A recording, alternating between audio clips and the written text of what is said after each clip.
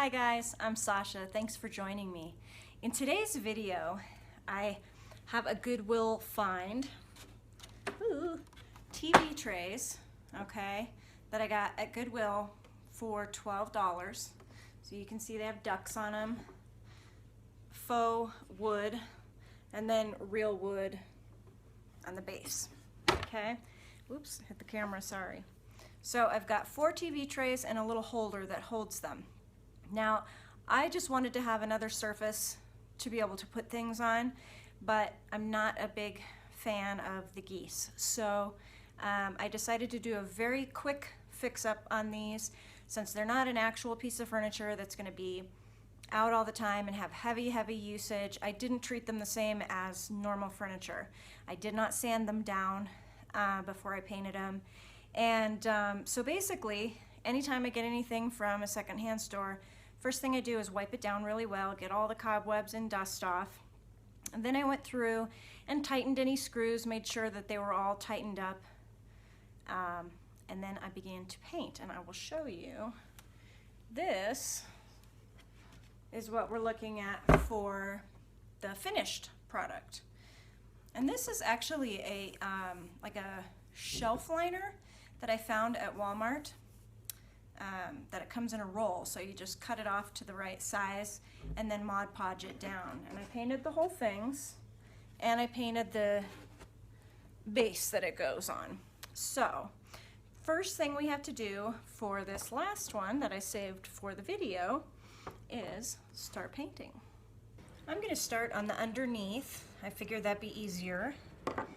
And this part here is the part that moves, so I will paint it like this, and then after this dries, then I'll pull this back and paint where it was. What I'm using here is Bare Paint and Primer in 1. Now this is a satin finish, and I don't usually use satin finish on furniture. This is an oops paint. I always buy, if I find mist tint paint at the hardware store or wherever they sell paint, and I like the color, I always buy it because it's so cheap. But anyway, for this I feel like using a satin finish is okay, because I am not going to cover the entire thing with a clear coat. I probably should, but I just don't want to spend the time on it. So I'm only going to do the main edge area where your plates and stuff are. I'm going to do that with a clear coat, but the rest of it's just going to be the paint. So the satin finish is actually better, so I can wipe it down. Now for this, I should probably have a bigger brush, except I guess I'm just too lazy to go grab one, and I have this one right here. So we'll just get going. And I'm going to paint everything, even the metal holder there. I've got my 2 coats on the underneath. Now I'm going to do my 2 coats on the legs here.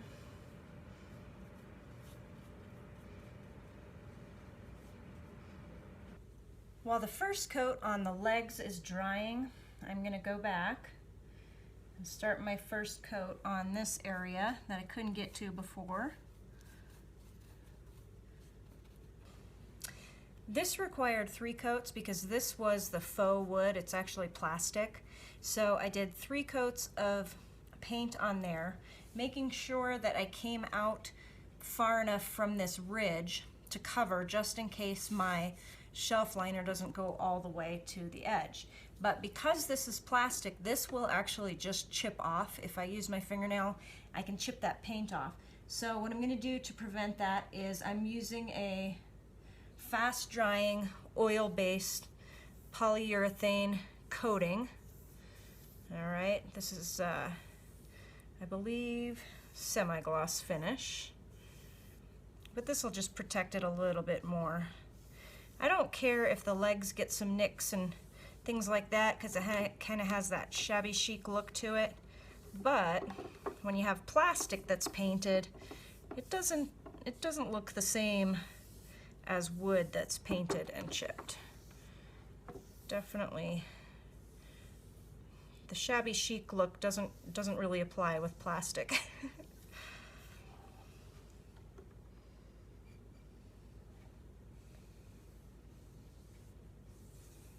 I'm also making sure to get these edges where the tray meets the plastic edging so that no food or anything like that can get in there. The clear coat around the edges is dry, and I've got my pre-cut shelf liner here. I'm using Mod Podge. I did water it down just a little, make it go faster, and I'm going to end up putting a clear coat over it anyway, so. And I usually start in the middle and work my way to the outer edges. Just in case it goes wonky or anything, I can kind of just start back at the middle.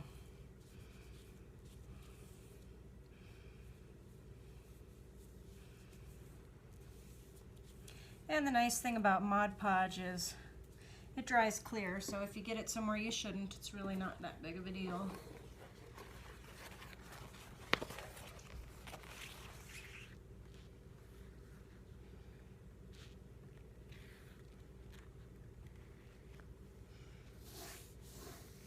Now I overshot these edges here because I can X-Acto knife them so that they can be exact. The edges here, the roll was not quite long enough or wide enough, but I decided, you know what, what's 1/8 of an inch, no big deal. So I'm just gonna let there be a little bit of yellow edge there.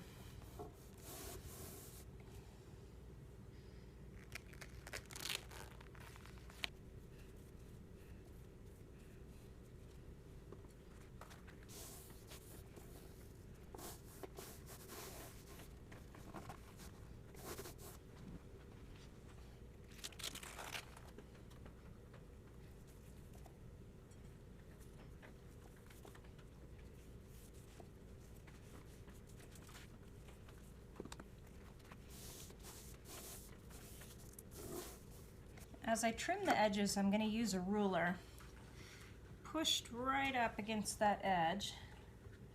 Make sure I get it nice and straight.